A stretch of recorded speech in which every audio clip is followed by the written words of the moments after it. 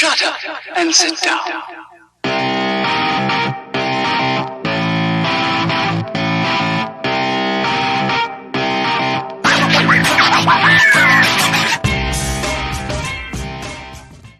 Good morning, afternoon, or evening from wherever you're listening across the world. Welcome to another episode of Just Ball Things in the off-season with the funky eyebrows. With me today, as always, is the J-Man, Jack Manuel. How are you, buddy? We're going to be heading into our 5th season. This might be one of the final episodes we do before our Season 5, Episode 1 season preview. I don't know how that's like. Yeah, it's actually nuts as well. And 22nd of December is fast approaching.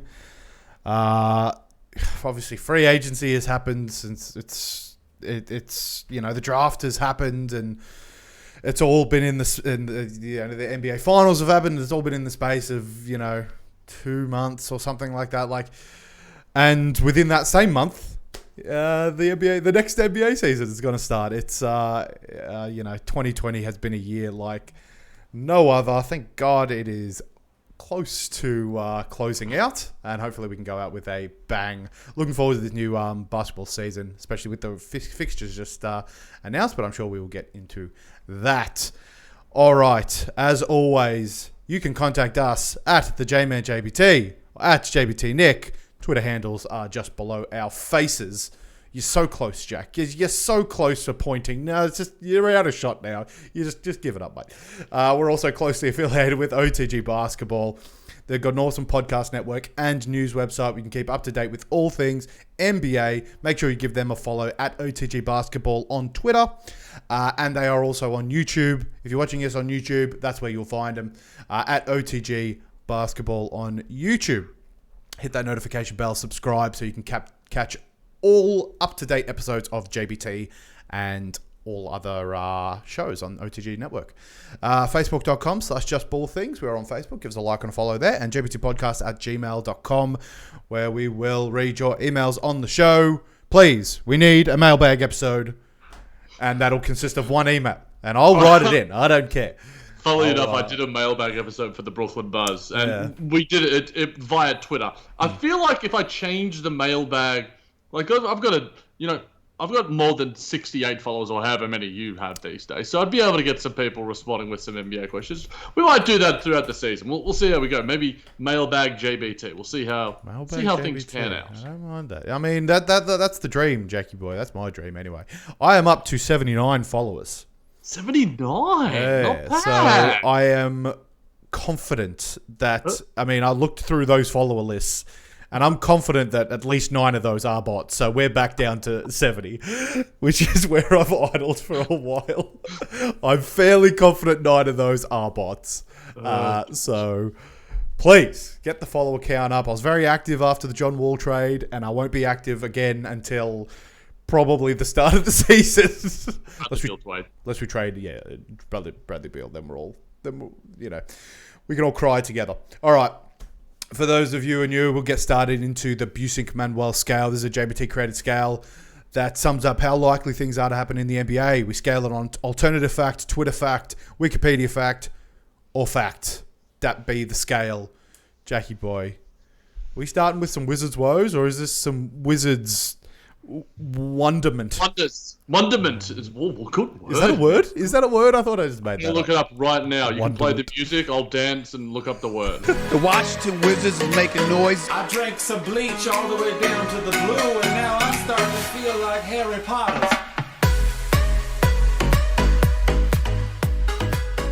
I love that kettle drum. Yeah, it's great. Yeah, it's very, very, very swag. Wonderment, a state of awed admiration or respect. There you go. I have a brain up there. The glasses are not just for aesthetics. I'm a brainiac. The square root of... No, I don't even know the line. That's a right angle triangle, you idiot. Russell Westbrook. I don't know if you heard this, Jackie boy, but he moved. He got traded. And he got traded to the Wizards. Russell Westbrook will make the Wizards bona fide championship contenders. I understand I can't say that the one with a straight hilarity of face. this statement, Nick, but it came from Russ himself. He said this to a reporter, Ava Wallace. I'm choking on my own rage here. Of the Washington Post says that the Washington Wizards championship hopes are, quote, really high. Are we sure that Russell Westbrook isn't really high? He needs to stay off the weeds. I mean, there's no way. I mean, why do I even have to dignify this one with How much better are they, Nick? response? Everyone's pretty sort of solidified of them as a playoff sort of contender. Maybe they take over the Hawks, the Magic or whatever. How confident are you of Russell Westbrook contributing to your team? Is he better than John Wall? Give me just sort of your basketball breakdown of this trade, and then we can get to the emotional element for you, because you were hanging up that John Wall trade. You got I don't know what you got lying around. We won't get to that right now. Give me some objective basketball analysis, which we know you are fantastic at. Well, Jackie boy, what do I have to base this off? Well, John Wall 3 years ago? I mean, this is the tough thing. He's played something like 70 odd games in 3 years. The guy has not been on the court and people age a lot in 3 years, especially when you're going from like mid to late 20s to 30s. Like, that's a big age. That's a massive amount of aging happens for professional sportsmen in that time. We've seen it affect Russ. We've seen him go from an MVP season to having quite a few struggles on the court. Whether that is, type of player. When we're seeing a lot of OKC highlights here where he was in his prime. Are we going to see that sort of level of Russ again, not having a James Harden next to him? Maybe he does revert back to his sort of OKC role. Bradley Beal will obviously be off ball to a Russell Westbrook. But this is a very like-for-like trade in Wall and Westbrook. Would I rather, a John Wall of 3 years ago than a current day Westbrook? Probably. But do I want a post-injury John Wall than a current day Russell Westbrook? I mean, ask me that again in 2 months' time and we'll see. Like, at the All-Star break, I'll have a pretty decent indication. There's no way to tell. There's no way to tell if we're going to be a much better team. I had us fringe playoffs with John Wall. I am not convinced that changes. Maybe we're a little bit more, a little bit sort of solidified. Maybe we do get that 8th seed, at least maybe a play-in tournament. But I don't think this moves the needle. It definitely doesn't move the needle to a championship. I mean, shit. I don't think I have to say that. But yeah, it's exciting. It's exciting just because he is an exciting player. He is an exciting player, as much as I'm going to hate seeing him brick 20 shots a night, It's not like John Wall didn't do that either. That's true. It's like you said, the like-for-like trade. I think John Wall's a better off-ball player in terms of his catch and shooting, but then he's also not a great cutter. He's never sort of been that. I've been sending you like stats and John Wall stuff throughout the week, and you've sort of seen it's just like, you know what, maybe Russell Westbrook might be a better combination with him. Obviously, the off-ball shooting isn't there, but Russell Westbrook is as good, if not better, a passer. And I think that they're the 1-2 action sort of with him. He's saying all the right things, saying that he wants to make Bradley Beal better. The connection with Scott Brooks, he said earlier today, I'm not sure if you saw the quote, he's like, oh, you guys run a lot of the same stuff that we did in OKC. Not sure that's necessarily a good thing, being so simplistic and not necessarily showing the growth. But I think that we might see a similar sort of tandem as the highlights that we're sort of seeing now.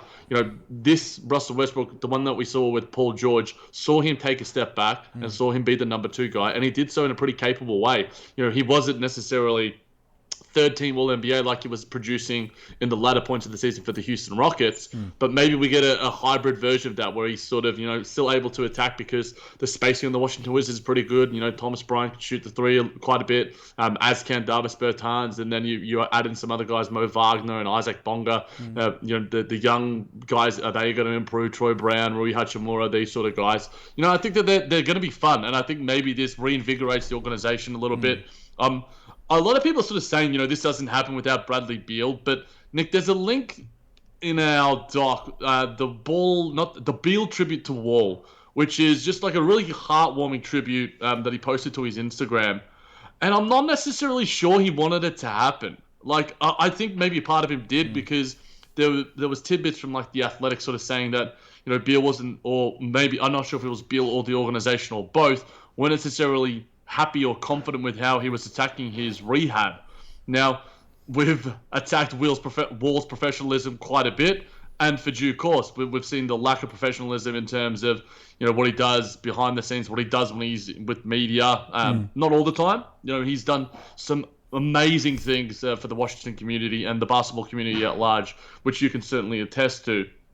But I don't know. I think that this could make both teams better in some ways, but it could also make both teams worse. It's, I think that we can't necessarily totally judge it. We're sort of like trying to just subjectively think forward and bring our own biases to it. I know that I was arguing with your brother the other day. He's like, well, Nick suddenly like changed from being like a Russell Westbrook hater to being a liker. And I'm like, I did a podcast with him and I said the exact same thing to him last week. We were arguing, you were selling on the Russell Westbrook bandwagon. Maybe that energy you brought into the universe, Nick, brought him to Washington. I mean, I've got nothing against Russell Westbrook. It's just the comparisons. Like, we're not comparing him to James Harden anymore. We're not comparing him to, Steph Curry. We're not comparing him to MVP caliber players anymore. And I'm all right with that because I don't think he is an MVP caliber player, and I don't think he was when he won it. I do believe James Harden was deserving, but we're not going back into that. But now the bar is lower for Russell Westbrook, and he's fitting into a sort of echelon that truly suits him. Your John Walls of the world. Definitely in that level of skill. And, he's always been a very dynamic player. He's always been super athletic, amazing passer. Like, even some of the passes. Such athleticism. And all of these things can be said about John Wall as well. Maybe like not as big on the athleticism in terms of strength, but John Wall had just sheer speed. John Wall was the fastest player in the league, I think, before he got injured and before I guess like someone like De'Aaron Fox came into the league. But John Wall was certainly there, and I think Russell Westbrook is a bigger celebrity than John Wall, and this is why Washington have sort of come up a little bit on this trade because the personality's there and the mood. The mood is up in as much as Wall was beloved in Washington, and he certainly was that. 10 years with the face of your franchise. The Game 6 against Boston was just historic, sweeping the Raptors in one of our first playoff stints. Incredible, and he was there for all of it. And it's hard to say goodbye to that, but you have such a marketable player now in Russell Westbrook, such a character. More people are going to be tuning into the Wizards. I'm certainly going to be watching more Wizards games, which is bad for a fan to say that.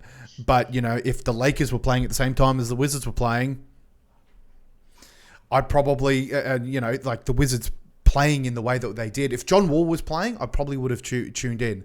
But the Wizards, game of last year was not as entertaining. And I'm going to be specifically looking at players like Isaac Bonga, at Thomas Bryant, Rui Hachimura.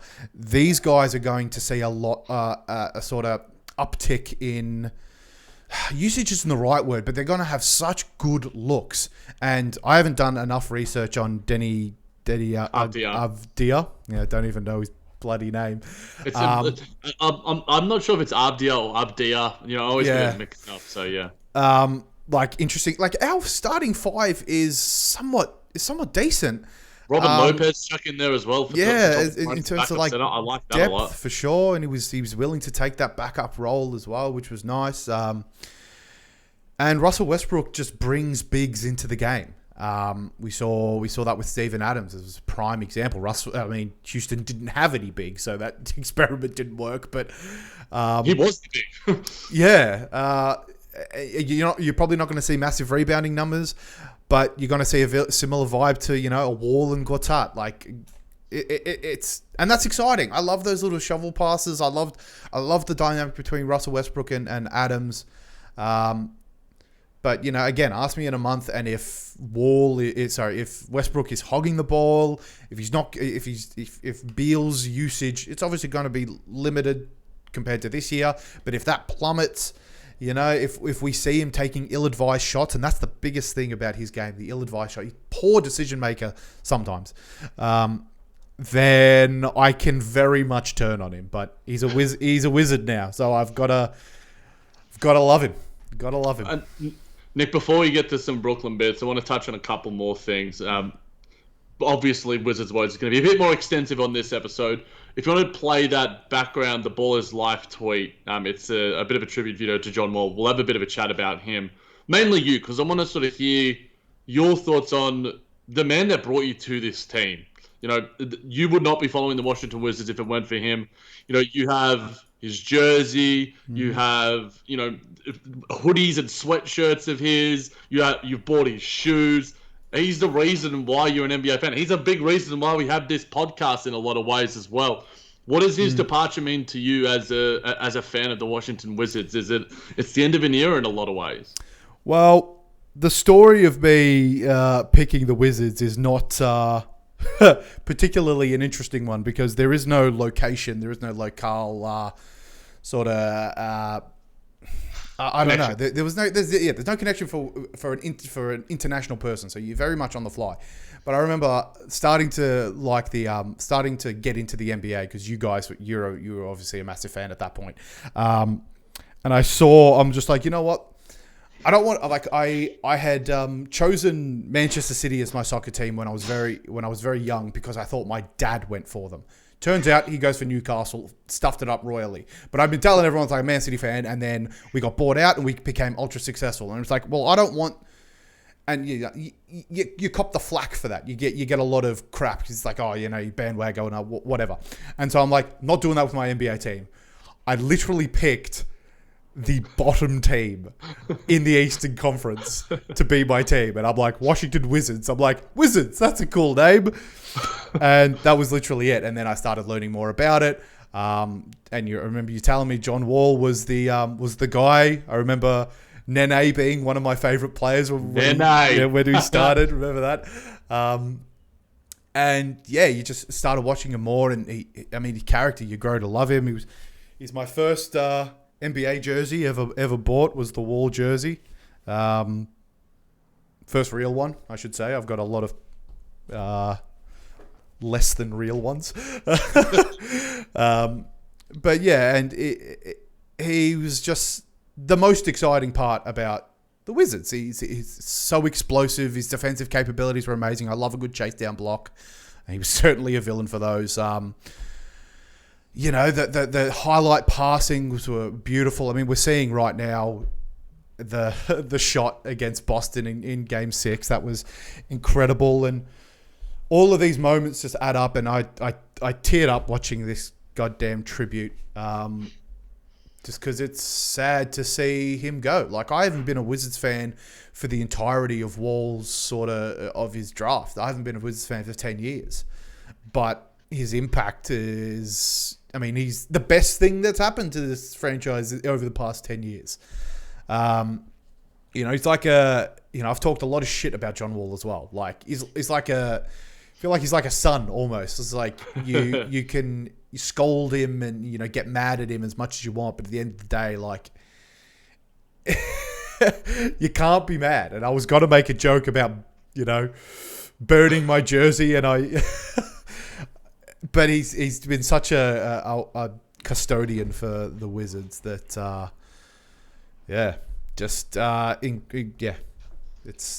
it'll be sad to see him leave. It is definitely the end of an era, but start of a new one with Westbrook. So interesting. It'll be personifies sports fandom right there, what you were sort of hitting on. And I think all of us sort of have those players that we just feel a bit more connected to. Me with Joe Harris, and if he were to ever leave, it would be like losing my son in a lot of ways. But it sort of makes you.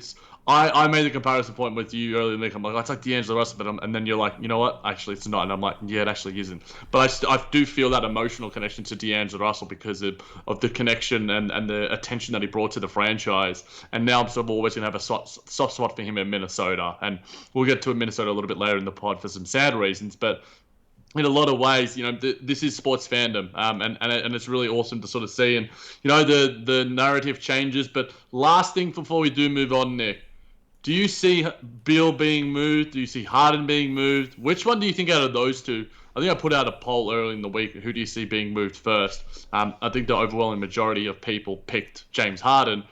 Who do you think is more likely to be traded before the trade deadline, if any? That's where I'm at. I'm fully on board with a Harden deal. I think your stock on him is going to be quite high right now. Maybe that does improve if he does stay and has, one of his James Harden solo years and averages 40 points a game. And if he does that, I mean, shit, is that an MVP? 40 points a game, that's hard to reckon with. He was at that point last year for even if, Rockets scrape if they keep Harden, then they scrape an 8th seed.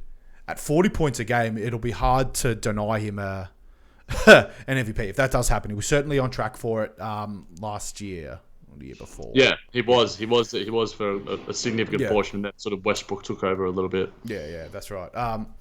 But I think he will be. I think he will be traded. I mean, if there's things that we've seen from Mr. Frittata, he got that first round pick from Wizards, which was very good on his behalf. I was a bit salty about letting that go. It'll end up being a couple of second rounders, I think, Nick. To be honest, but by the time by the time it's phased by how it's sort of protected, at least that's what it looks like. But anything can happen in this league. But he could be like pooling some draft picks. He's obviously short on cash at the moment. Is Tillman, but So I think if we're comparing the two between Beal and Harden, I think Harden's more likely than Beal. Beal and Wall were obviously like brothers, and Wall as Beal. You mentioned what Beal's tribute to Wall. Wall has also come out and said that, this is a guy that, it doesn't end with basketball. And so they're going to be friends for the rest of their lives. And so the bond was strong, but I think Westbrook has been doing enough to make Beal feel wanted. Like he's on record saying he's super excited to play with Beal. Has so much respect for his game. He's a silent assassin, he called him, and I think that's quite befitting for Beal, a silent assassin. He's like the king of quiet 30-point games, mainly because the Wizards don't get much press. But so I think Westbrook has done enough for Beal to feel happy and to be intrigued by this experiment. Especially if we can make the playoffs again. I mean, that would be amazing. Beal's a better player than he was 3 years ago. Could potentially get even better with Russell Westbrook's service. That's not saying that Walls was bad. It's just Beal is a much better player now. He's going to do a lot more with that service. Getting playoffs would be the goal. That is the goal for the Wizards. But time and time again, the Wizards have underachieved, so I can see that trend continuing. They've got to show me that they can kick that trend before I believe. Makes total sense. So let's change tack to my team. Let's go with some Brooklyn bits, baby.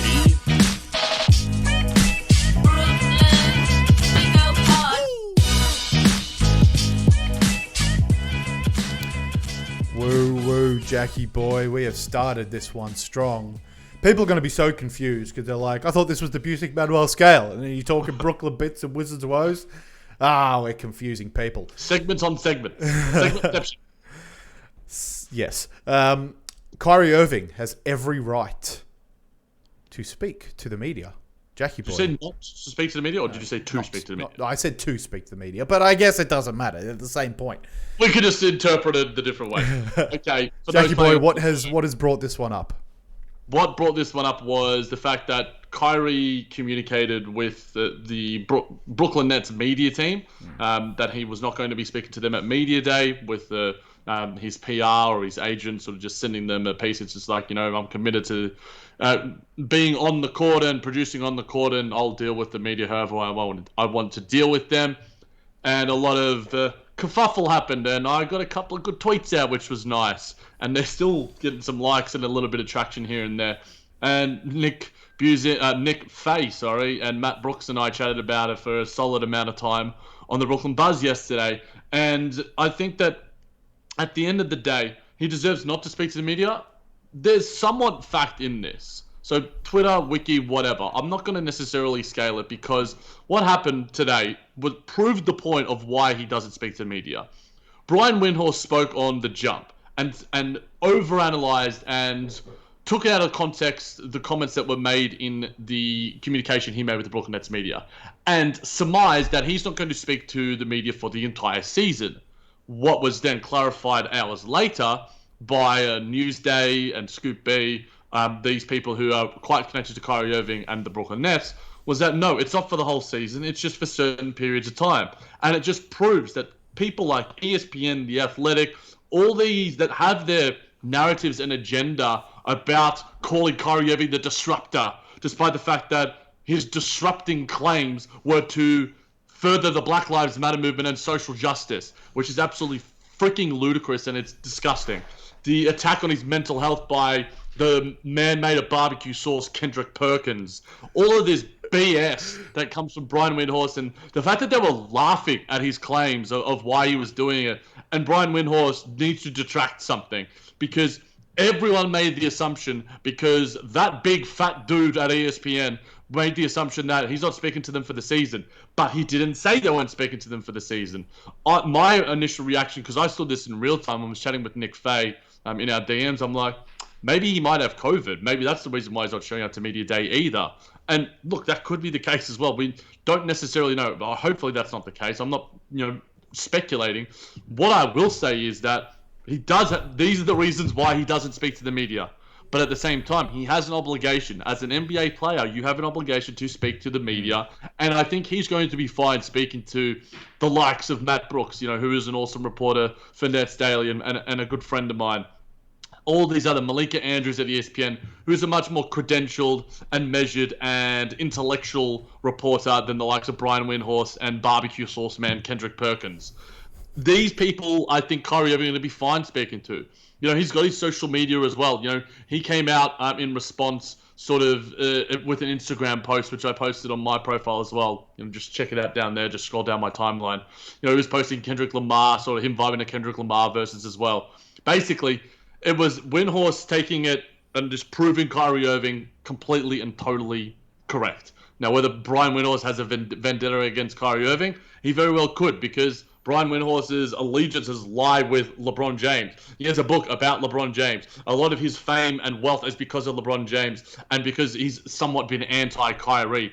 And I get that. Everyone makes their living doing their own thing. I do it saying dumb Joe Harris poems. I don't get as much money and I'm a New York Times selling author for it, but this is the reason why he doesn't speak to the media.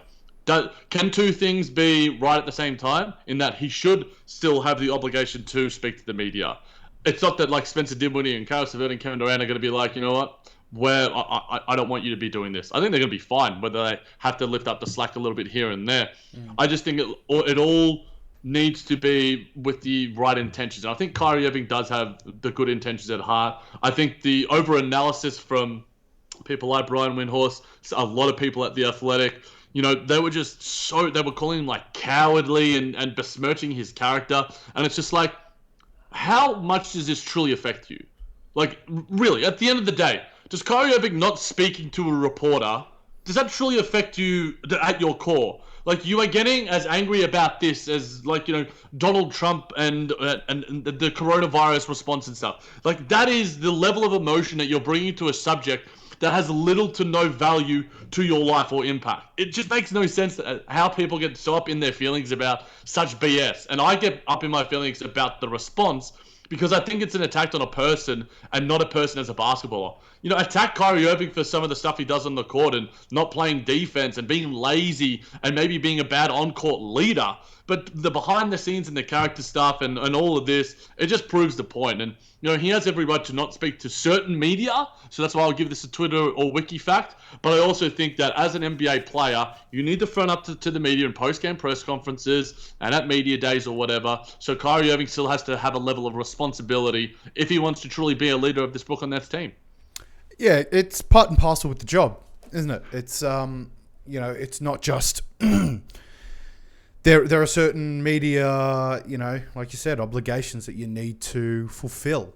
And from that perspective, I guess he shouldn't have the right to refuse. But, things like, Q&A can be quite a personal and fronting thing. So from that perspective, I understand, like, you should have the right to reserve, you can obviously reserve to not answer certain questions and blah, blah, blah, blah, blah. But, silence is the worst thing I think that he can do. This is, his statement was to ensure his message was conveyed properly. And then that relative silence essentially puts creative onus on any reporter anywhere to speculate, and that's the worst thing. Whereas if you come out with a definitive statement about whatever, then that's it. That's the statement. Like, they can dance around, like reporters and, the media will dance around that, construe things in any which, because that's their job and that's what they do. They twist, blah, blah, blah, blah, to suit whatever agenda they're fulfilling. But the silence gives them creative pass to do whatever they want. And that's exactly what Windhorst has done. And I can't knock him for doing that, because by all intents and purposes, he has done a quote-unquote good job, because he has sold so much media and he has created so much content and clicks around him saying nothing. And that is a good reporter. That is a ESPN. The ESPN are not complaining. How you define a good reporter? I guess. Sure. Yeah. Sure, but things like this can easily be debunked by coming out and saying something. But is the onus on Kyrie to do that, or is the onus on the media to provide a level of objectivity as reporters and not be these sort of? And ESPN the media will provide whatever the demand is, and there is some demand to show Kyrie in this light, because at the end of the day, they are. There's a great demand, Nick. There's more than some. So there is, it's not the media's job to be. Essentially, they're selling a product. They're selling a product no matter what. Whether that product is fair and balanced, it doesn't matter. It doesn't matter. There's no rules. There's no jurisdiction or on anything.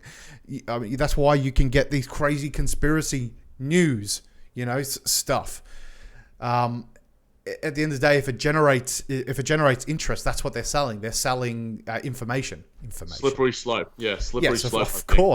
Of course. But to be definitive and succinct is, I think, a very good combat to that, because the media will do what they do. Kyrie can't control the media, but he can control what he says and puts out to the media. If he puts out nothing, that just gives them creative paths to speculate and do whatever they want. And that can be dangerous. And if you don't like that, then you should say something. Yeah, no, look, I see where you're sort of coming from in terms of Kyrie to sort of shut it down. It's just like... It's in his best interest to say something, more so than saying nothing. Yeah, I mean, look, I ultimately as well, I think at the same time, I said this in response as well, that if the Brooklyn Nets are winning games and they have a really good start to the season, this is going to be a non-issue within a matter of weeks. But if there is something, the Nets will go like 3-7 and Kevin Durant is performing well and Kyrie Irving gets an injured ankle or whatever, you better believe that every single reporter is going to be looking for anything to report on behind the scenes to besmirch the organization or the character of Kyrie Irving and Kevin Durant. That's what will sell. That's what will sell. And that's... It already is selling, and they haven't even played games together yet. But that's the market of media. That is, they attach to these certain polarizing figures, because no matter what they write, praising or disparaging, it sells. And that's it. You know, it sells papers. Generates clicks. I guess. Yeah, but it sells tickets. In the modern day, selling papers is not quite a thing anymore. But that's how it's been forever, and that's how it will continue to be. Any hot gossip, people love it. People love it. Love the goss. Yeah. Look, and I think it's pretty clear where the allegiances lie. Where you have the biggest NBA reporter, and maybe one of the biggest sports reporters, like Nate, biggest media reporters in the world, in Adrian Wojnarowski, in having that tweet, Kyrie Irving, the destructor. Like, that conveys a level of subjectivity of where ESPN and what they think of Kyrie Irving and what they're going to portray him as, even if it is not the case. Like, I understand, because Cam from OTTbasketball.com brought up some of my old tweets disparaging Kyrie Irving, when the Flat Earth stuff was happening, and I was, really giving him a lot of shit for that, and he was saying he wanted to be a teacher, and I'm just like, and this was in 2017, back when the podcast was in its infancy, and I loved it because it made me feel like, people have receipts of me, I'm like a celebrity. But at the same time, I give criticism where criticism is due, and I'll have a level of subjectivity because I obviously, like with you and the Wizards, my allegiances lie probably greater towards Kyrie Irving and the Brooklyn Nets. And Kyrie deserves a level of, he needs to be held accountable for not showing up to media day, and he needs to be held accountable for making sure his obligations and fulfillment and his requirements are fulfilled as a leader of this team. If he truly wants to lead this team to championships, as he says so, part of that is speaking to the media. So I think I try to be as objective as possible as a fan. Sometimes it gets lost in the wings and you can't do it, but look, hopefully this turns into a non-issue in a matter of weeks, and we see Kyrie Irving speak to the media after the first preseason game or whatever else it might be. But it's certainly going to be an ongoing thing, and I have a full like to let people know how the sausage is made behind the scenes, how I sort of come up with the doc and the topics. I have literally like a full note, like like notes and notes worth of Brooklyn Nets topics that I can bring either to the Buzz or to JBT, and it's just like a lot of them are just like anti-Kyrie, anti-KD, anti them being superstars. And I guess heaping on that attack, another hated superstar, Nick, is Paul George. And let's listen to his comments. And there's a tweet here, the Kevin O'Connor one, Nick, I want you to play. That one's got the link to his comments that he made to Matt Barnes and Steven Jackson during a podcast. Yeah, just let me set this one up, Jackie boy. And there we go.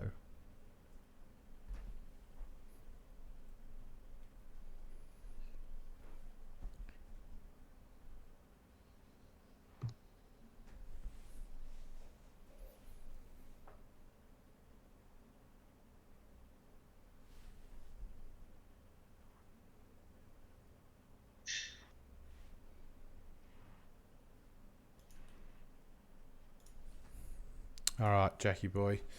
Bloody Twitter does the auto replay when it stops the video again. On the tweet, Nick, can you see the Kevin O'Connor quote tweet? I can.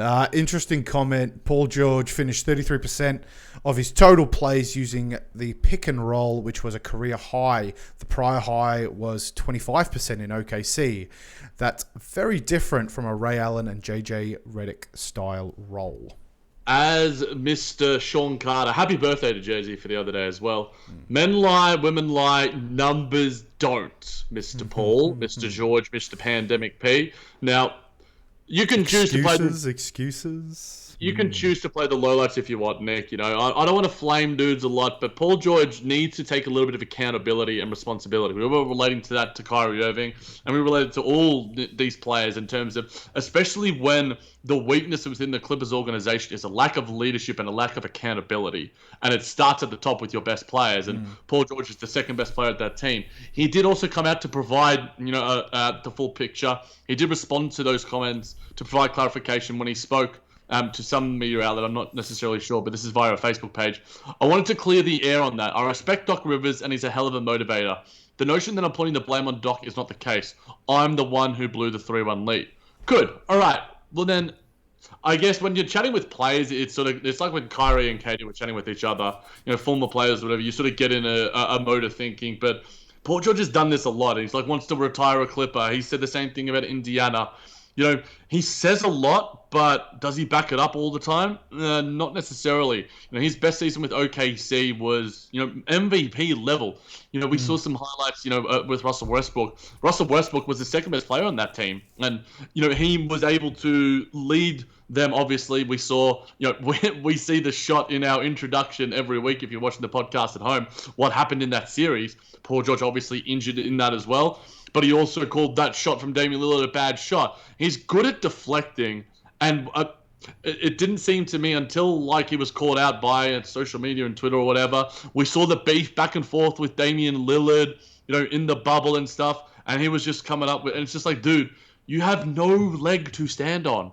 And I think this year, Paul George is the perfect complementary number 2 piece. He's not, to me, he doesn't scream leadership material. In Indiana, the leadership I saw coming from, George Hill, Roy Hibbert, these sort of players who Lance Stevenson even to a lesser extent. Let's bring back Lance Stevenson. But in saying that, are they emblematic of the lack of leadership and accountability of Clippers? Yeah, this is close to a fact. Now, I'm not saying that it is one of the biggest issues within Los Angeles. Part of it on the court is the lack of a ball handler as well to create for guys like Kawhi and Paul George and find them in open spaces. But equally as well, I don't know. I feel like Paul George and Kawhi Leonard need to step up in that department, because right now there is a clear void in that leadership department. And sometimes leadership can be by collaboration, like it's likely to be in Brooklyn, or sometimes you need a LeBron James, or you need a Damian Lillard, just that vocal one guy, I'm bringing you all guys, you're following along with me. Sometimes it might be Luka and Rick Carlisle doing it together. But I just see there being a pretty big void, and maybe Ty Lue steps into that as well in Los Angeles. But I don't know. I'm still quite high on the Clippers, and we'll get to that in our season preview show. But these comments, I think Paul George needs to be better going forward. 100%. Is he sort of, should he take that leadership role at the Clippers? I'm not sure that answer is yes. But this whole sort of systematic and I guess existential crisis that Paul George is going through, with his play. I mean, pick and rolling more doesn't make you brick threes, open threes, It doesn't increase your turnover usage. Like, we saw some lowlights there and just some drives that just absolutely clank off the backboard. It's just he just didn't have touch. He didn't have feel. It was eerie. It was honestly what some of those shots were missing by margins that you see in amateur games. That guys that haven't taken 1,000 shots before the game. And that is mental. That's mental. The guy, we've seen him make those shots millions of times before, and these professionals physically don't have the highs and lows that amateurs have. I speak from experience as an amateur. Some days I feel like absolute friggin' $10 million, and others I feel sluggish physically, because I'm not conditioned. I am not a professional athlete, and to see what he produced in the bubble is 100% mental.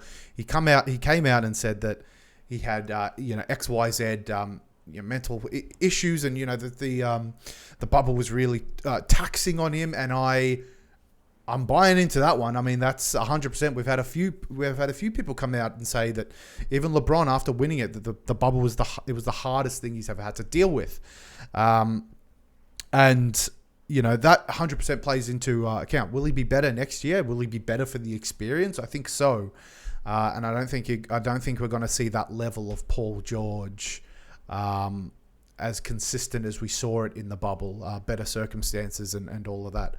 I'm going to put a take out there, Nick, and sorry for interrupting, but I don't want to lose this take, because we're takesmen on this podcast.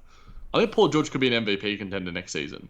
Now, I think in saying that as well, I just think that the circumstances that have happened now, within his personal life, marrying engaged to his partner, I think that behind the scenes stuff affects him a lot. And I think he seems to be a lot more comfortable there. And as it would with everyone, when we have shit going on in our personal lives, it affects your professional life. Mm-hmm. I think that he's going to, now maybe MVP is a bit strong, but I think he's going to have a bounce back year. And I think we're going to see Paul George turn him to what he likes to call himself playoff P.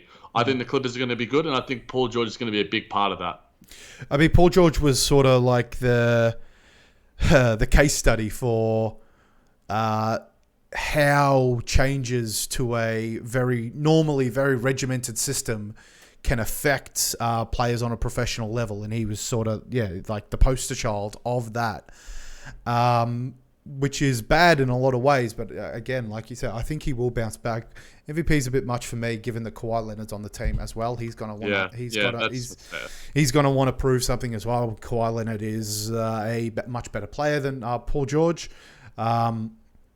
I think Paul George needs to grow up's not the right word, but take responsibility a little bit for the crap that he has done, and he did that in that tweet. It's just like, it's not Doc Rivers, it was me that lost these games, and I'm sorry, but it was you that lost those games. Kawhi Leonard didn't show up. Kawhi didn't show up either, for sure.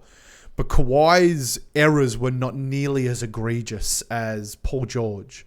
Bring the words, Nicholas. Egregious. I love it. Egregious is a good word. Yeah, it is a good word. The turnovers were so bad that the one corner, that's one shot, but the one corner three that freaking hit off the side, it's just like, that epitomized the entire, series really for Paul George. It's thinking back, it's actually hard to think that they actually won 3 games. Like, completely different teams between those first 3 and latter 4. So it's anyway. But we are going to see a bounce back. But MVP is a bit strong. But I like the take. I thought I'd bring a take, and then you calling me out and holding me accountable for my take. So I appreciate that as well. That's why we podcast so well together. Let's get to their LA rivals, Nick, the Lakers. Nick, the Lakers are in a tier of their own heading into the 2020-2021 season. We got Anthony Davis solidified as a Laker for a very long time. LeBron James shot an extra little juicy 2-year deal there. The commitment is there. Are they in a tier of their own, or can the Clippers, really usurp them? Are the Bucks or the Sixers or the Raptors or the Celtics or the Nets or the Wizards? They're a championship contender according to Russ. I don't think that there is a team in the West that would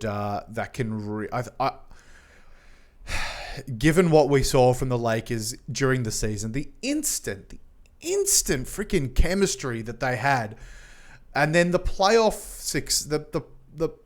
early, I should say, playoff form of Anthony Davis was just tremendous, where we were even considering him taking the Finals MVP off LeBron James, and now that seems crazy.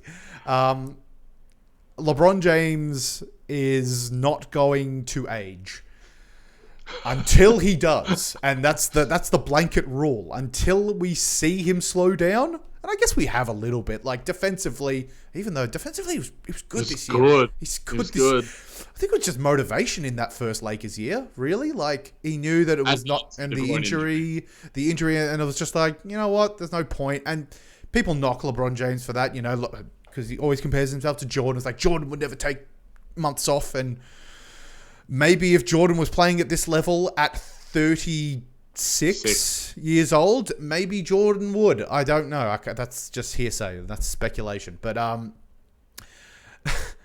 mean, the guy's insane. He's signed on that 2 years. Brilliant to see Davis sign that Supermax, and why not? I mean, good situation, tremendous money. It's a win-win. It's a win-win. He's got his chip. Very happy. And they're just going to continue on this form, The Lakers, if the Lakers didn't win this year, I think it would be, obviously, it's not as easy to say that they're going to win the next year. But I think that they roll on this momentum and they're not going to get worse. I can't see the Lakers getting worse, which is the maybe scary defensively. Thing. Well, in terms of personnel, yes, but it's another year. It's like another year of chemistry between LeBron and AD is only going to be better. I mean, I can't see it being worse.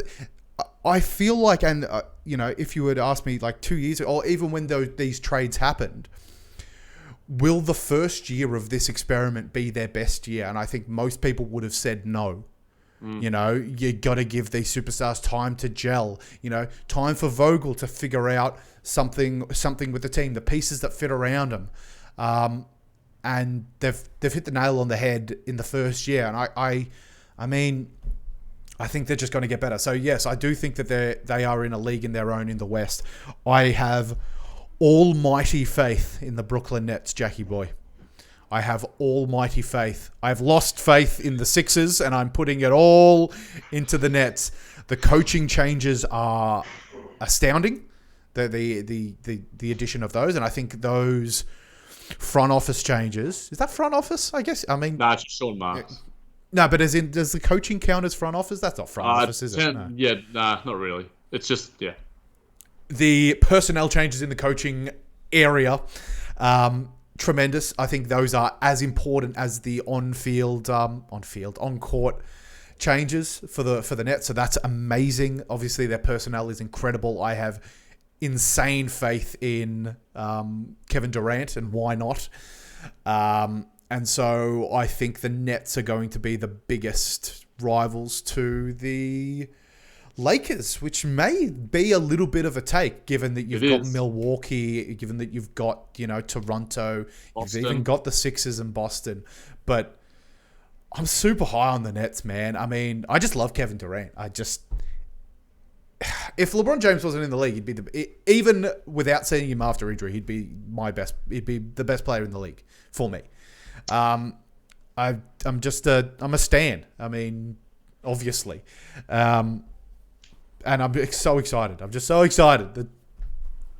December 22nd, man. You better be subscribed to the Brooklyn Buzz, my dude. All the content's going to be dropping for that. Don't worry about that. That opening game for the Nets is going to be muy juicy. Juicy. Big time.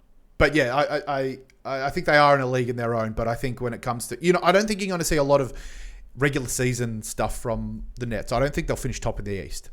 But I think they'll...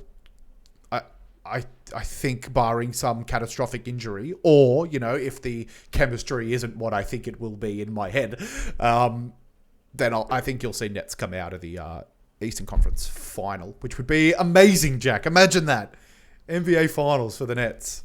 I can't even imagine it, mate. Considering where you were like 3 years ago. Yeah.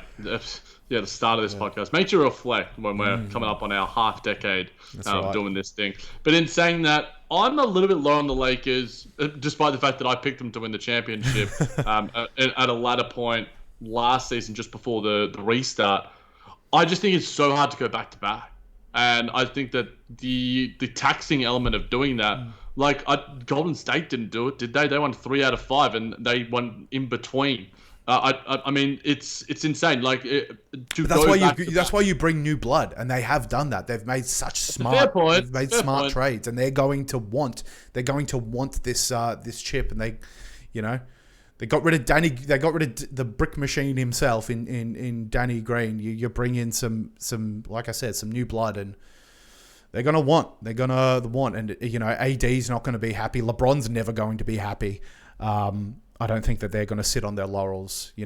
Someone like a Caruso might.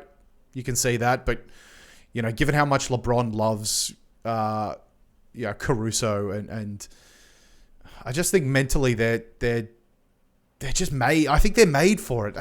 Honestly, even players like your Carusos and stuff like that are going to thirst for another championship. And I don't know. Mentally, they seem right to repeat. Yeah, look, that's fair. I'm just a little bit lower, and we'll probably dive deep in our season preview episode, which will probably be happening in a couple of weeks' time. Final one I want to get to, Nick, is a more serious topic, and I alluded to it a little bit earlier, and it is this: the impact of coronavirus isn't being taken into account enough by the league and its teams. I bring this up because I'm not sure if you saw it, Nick, but 58-page document around that came out today. There was that, but to me the more pressing thing is the the article by John Krasinski, who is a sensational writer for The Athletic, talking about the impact that coronavirus has had on Karl Anthony Towns, who has lost seven family members, including his mum. And this quote, it just fucking killed me. It just ripped my heart apart. And he said this: "It always brought a smile for me when I saw my mum at the baseline and in the stands and stuff and having a good time watching me play. It's going to be hard to play. It's going to be difficult to say that this is therapy. I don't think that this will ever be therapy again for me." That doesn't break your heart and shatter it into little pieces. I don't know what does. And if there are people who are non-believers watching this podcast, please turn off now. Because if you don't believe in the impacts of coronavirus on a wide scale and beyond just being like, 98% survival rate, look at Karl Anthony Towns and the toll that it has taken on him. And my thoughts and condolences go to him and all the families across the world that have had to deal with such hardship during this shit show of a freaking year.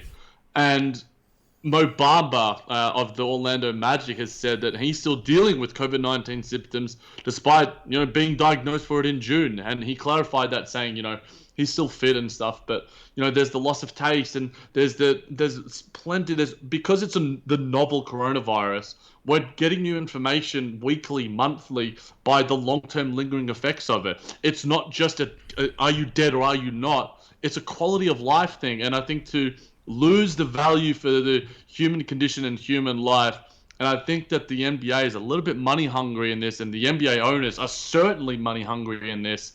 I just, much as the 158 pages like you mentioned, Ning, great, cool. But I look, at the point where the NBA season was shut down in March, the coronavirus was at a point in America where it was heating up. It is at its worst point ever.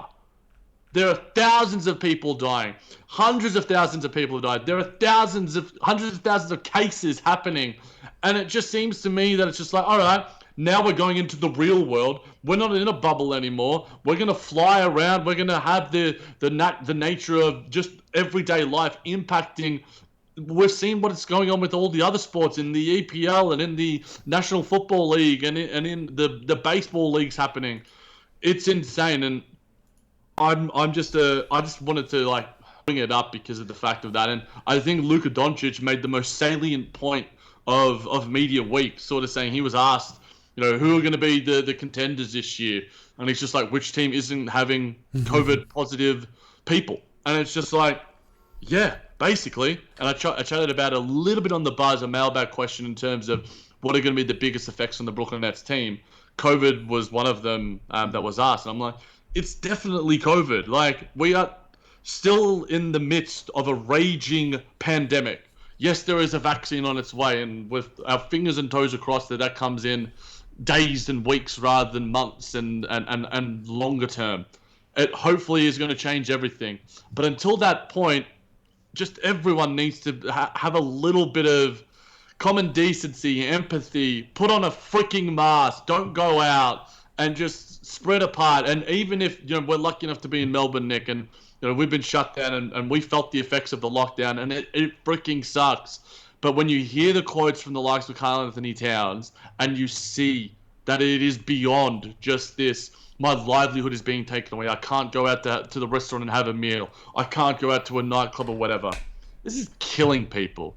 This is changing the lives of people emotionally, physically, mentally, in ways that I can't even comprehend the grief that Karl Anthony Towns and so many other people in this world are going through. And the way that some people are just discounting or / ignoring it, it makes me feel uneasy at the very least, and pretty damn sick on the other end as well. I don't know. Sorry, man. I'm just ranting a little bit. That's all right. I mean, I get it. I think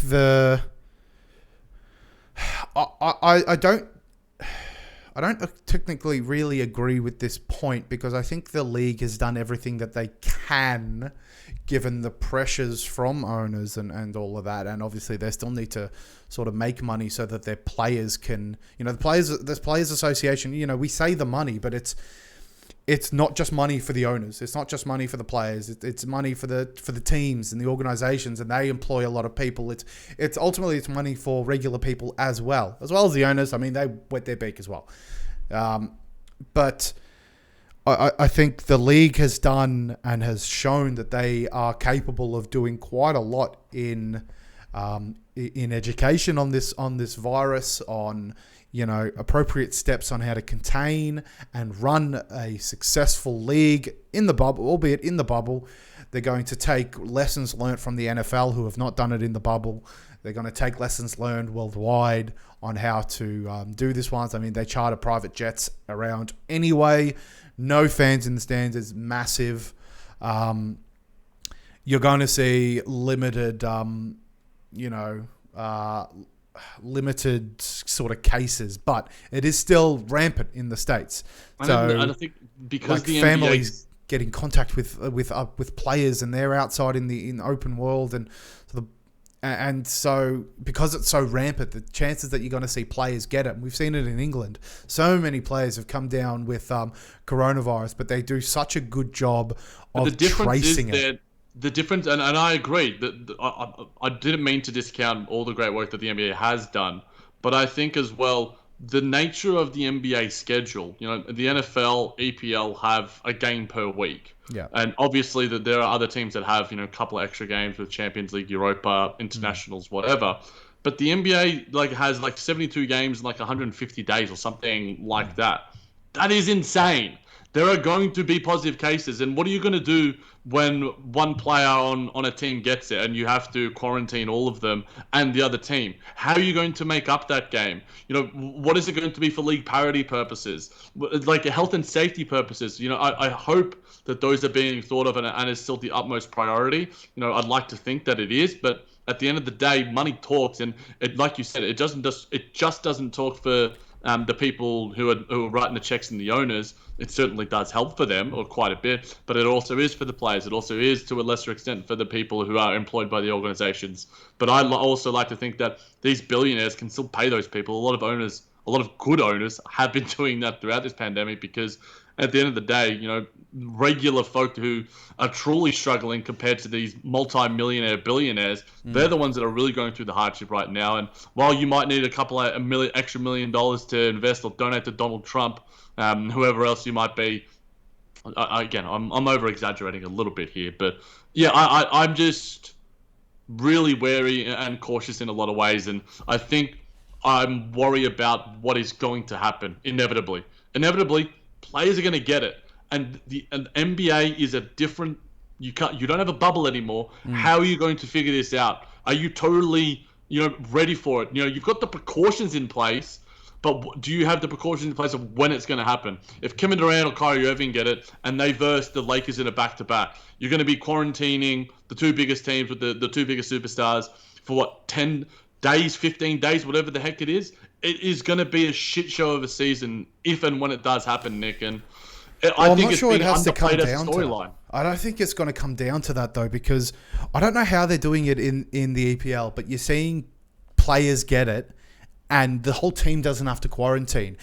If they're obviously not traveling as much as NBA teams will, but if you're seeing, I would expect to see some things in training, and I guess NBA teams don't train in the traditional sense that Premier League teams do. So they're probably going to be traveling very separately as well. They're going to be taking these precautions in the case that, because the mitigation has to be, if one person on your team gets it, you have to be able to confidently say and confidently track who has been if they do scrimmages, the same people all the time, not mixing sort of groups so that you don't have that spread. And these, I hope, are outlined in this 158-page document in, recommendations on how, and this will be team by team. Team by team will have their stuff because they themselves don't want to be shut down. They shouldn't be waiting on the jurisdiction of the NBA to say you should be training like this. Team by team should be having these processes in place to reduce spread so that if one person does get it, it doesn't cripple your entire team. You just isolate them and maybe a training partner, the coach that was potentially in contact with them, and that theoretically should be it, because that's all the spread should be. So training will not be the same. Games obviously will be the same. You need to sort of account for that. But I don't think it's going to get to the point, and if it does, it was just poor planning on whatever team it happens to. The coronavirus shouldn't run through a team with how careful they should be doing it, and it can be done. We've seen it in other codes of sport. So yeah, I mean, the nature of basketball as a sport is like you're sharing sweat with another person. You know, if I was versing you 1-on-1, Nick, you know how you profusely sweat and you're backing me down the post. Yep. You are transferring a large amount of germs onto my body, into my mouth, whatever it is. So, but then it's that one. I mean, if it comes out that, you know, if you played a game and then the next day you got tested and you were, you know, because you're obviously getting tested every day. These guys are getting tested every day. And so I guess the point of contact is from that day. So your team should plan out your movements for that day, so they know exactly who you've been in contact with, so that if they get tested, then you can get tested again, and it sort of cascades from there. And so it's really regimented and scheduled stuff that needs to happen for this to be spread, and just being in contact with as little people as possible. Yep. It's certainly one to keep an eye on, and we'll be keeping an eye on it. And we're close to season 5, mate. This might be our second last episode of season 4. 44 episodes in.